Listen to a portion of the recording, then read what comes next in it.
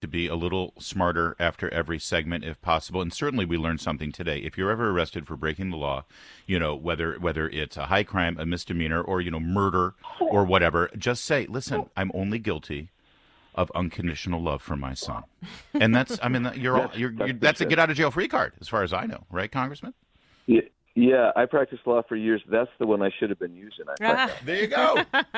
News Missed you can opportunity. use. Thanks, Congressman. Thank you, Take sir. care. Have a good weekend. Thank you. Have a busy weekend. A lot of late night.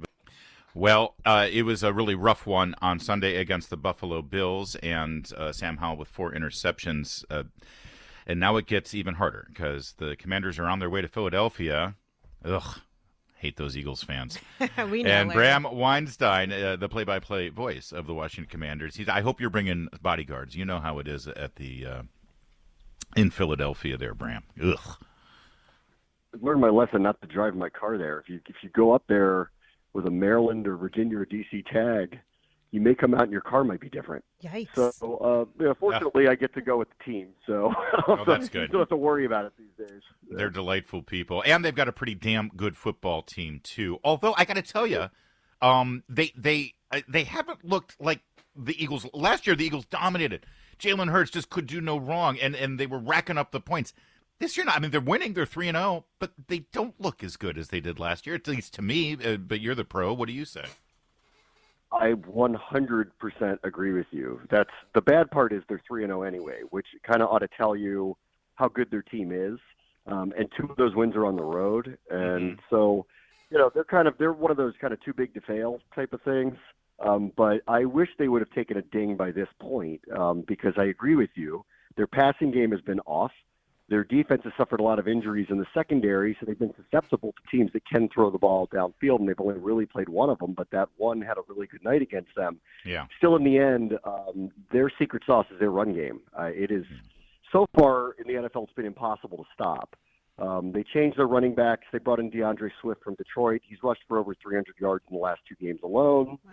They're the second leading rush offense of the NFL. They've been top 5 in it for 3 years running. Their quarterback is very elusive, can run as well.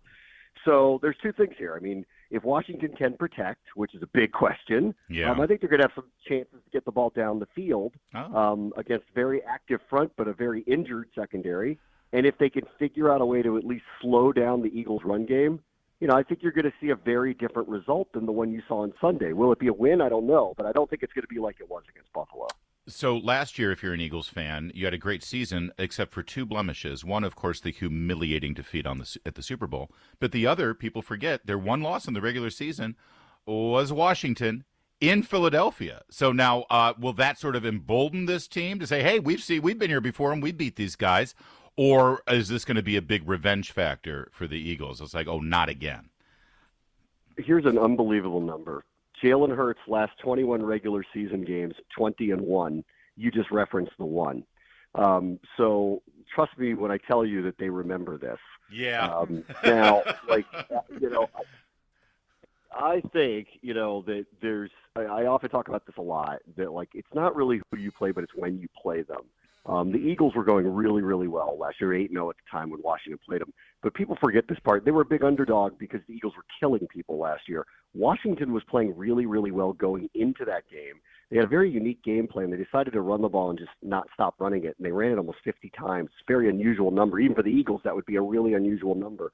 They actually didn't have a tremendous amount of success doing it, but they stuck with it. They ground out the clock. They got a couple of turnovers. And, they got the football luck, and it went their way, and they won a very tough game. This year they have a very different offense. They're not running the ball like that. They weren't doing it last year like that either. They're more like 60-40 pass. So to repeat what they did a year ago would be to get away from what they're doing this year, and I would doubt that would be the case. There's a lot of people, yelling and screaming that, last week they got away from the guy who's really been their best asset this year, Brian Robinson. So I would anticipate they're going to run the ball more than they did last Sunday against Philadelphia. But a repeat of that game plan, to me, is unlikely. So Sam Howell's going to have to hold on to the ball, make a couple nice throws, maybe hit a couple of home runs, and who knows, maybe we pull it off again. Well, I mean, my question was going to be, if they're not going to be rushing, then is there any strength to their offensive, anything that we can look forward to? Yes. I think we have a great matchup with our receivers against their secondary. They've been really beat up. They're very young, specifically at the safety position. The issue for Washington has been protection, time, how making decisions quicker. It's all added up to a lot of turnovers and a league lead in sacks. They're going to have to be better. If they're not, they're going to be in trouble. This is a team that's caused second most turnovers in the NFL, 6 fumbles. So they're very active on the defensive front. Washington's offensive line gets it a little together. If Hal can make some quicker, better decisions, I think they're going to have some opportunities down the field. And I like him when he moves. I don't see a reason why they shouldn't roll him out of the pocket, buy him a little bit more time, trust his instincts on the move. And if they do, they've got some real matchup advantages with Terry McLaurin, Jahan Dotson, Curtis Samuel, and a really beat up Eagles secondary. So I see a path. It's going to be a hard one, but I do see a path. Rolling out, scrambling, improvising. He's got basically he needs to channel Mr. Heineke there. I think that might be the way to go. So why not? And Terry McLaurin's ready.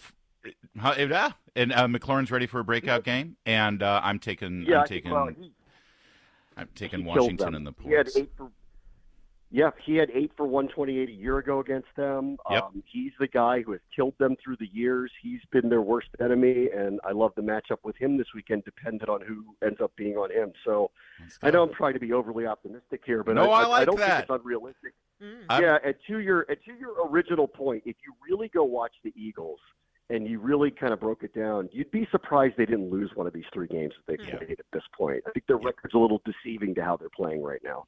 They ain't so good. They ain't so good. We got them. All right, Bram, you got me fired up. Let's go. Can't wait for Sunday. Thank you, Bram. Thanks, Bram.